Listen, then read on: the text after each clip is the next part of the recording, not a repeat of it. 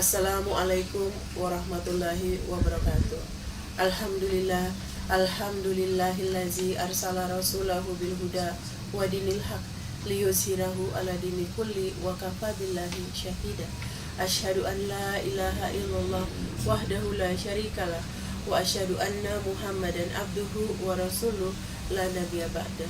Allahumma shalli ala sayyidina Muhammad wa ala ali sayyidina Muhammad. Puji dan syukur kita panjatkan kehadirat Allah Subhanahu wa Ta'ala, berkat limpahan rahmat dan hidayahnya, sehingga kita masih diberikan kesempatan untuk kembali bertemu dengan bulan yang mulia ini, bulan yang dimana semua umat Islam di seluruh penjuru dunia menantikannya. Bulan Ramadan adalah bulan dimana semua amal ibadah kita dilipat gandakan oleh Allah Subhanahu wa Ta'ala. Bulan Ramadan adalah bulan yang kepada umat muslim tidak hanya diwajibkan untuk menahan lapar dan dahaga, tetapi juga untuk mampu menahan hawa nafsu. Sosok yang bisa kita jadikan contoh di dalam kehidupan kita sehari-hari adalah junjungan kita Nabiullah Muhammad SAW. Nabi Muhammad adalah manusia yang paling sabar dan paling mampu menahan hawa nafsunya.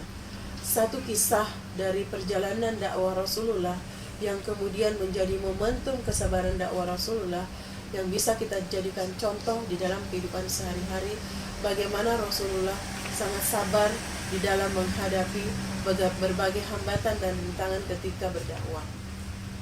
Ketika dakwah Rasulullah di Mekah mengalami cobaan yang sangat berat, Rasulullah kemudian memutuskan untuk melakukan hijrah dari kota Mekah ke kota Taif dengan tujuan untuk mendapatkan perlindungan dari pemimpin Taif pada saat itu dan dari kabilah-kabilah yang ada di kota Taif. Di samping itu pula, tujuan dakwah Rasulullah hijrah dari kota Mekah ke kota Taif pada saat itu adalah untuk mengajak pemimpin Taif dan kabilah-kabilah yang ada di kota Taif untuk kemudian memeluk Islam. Setibanya Rasulullah di kota Taif, ternyata bukan sambutan yang didapatkan oleh beliau, tetapi perlakuan kasar yang diberikan oleh penduduk Taif pada saat itu dengan melampari Rasulullah beserta sahabat dengan batu, sehingga menyebabkan sahabat pada saat itu mengalami luka pada bagian kepala karena berusaha melindungi Rasulullah. Karena perlakuan kasar yang diterima oleh Rasulullah di kota Taif, Rasulullah kemudian berdoa kepada Allah, mengeluhkan segala keluh kesahnya kepada Allah. Allah kemudian mendengarkan, lalu mengutus malaikat Jibril dan malaikat penunggu gunung yang ada di sekitar kota Taif untuk kemudian bersama bertemu Rasulullah, manakala kemudian Rasulullah memerintahkan kepada malaikat tersebut untuk membenturkan kedua gunung tersebut dan menimpakannya kepada penduduk Taif. Tetapi Rasulullah malah kemudian berdoa kepada Allah, meminta kepada Allah, memohon kepada Allah agar Allah membukakan pintu hati penduduk Taif untuk kemudian bisa menerima ajaran Islam.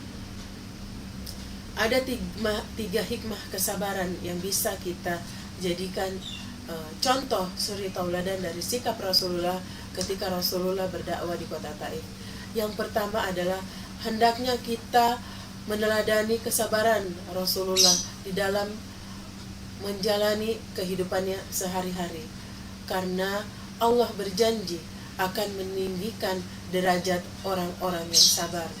Yang kedua adalah kita harus yakin dengan berdoa kepada Allah bahwa Allah nantinya akan mengabulkan doa kita. Dan yang ketiga adalah dengan menjalankan sunnah Rasulullah, berarti kita mencintai Allah. Semoga kita bisa meneladani sifat dari Rasulullah dan menjadikan Rasulullah itu sebagai satu-satunya suri tauladan dalam kehidupan kita. Semoga di bulan suci ini kita bisa menjadi pribadi yang lebih baik lagi. Billahi taufiq wal hidayah. Wassalamualaikum warahmatullahi wabarakatuh.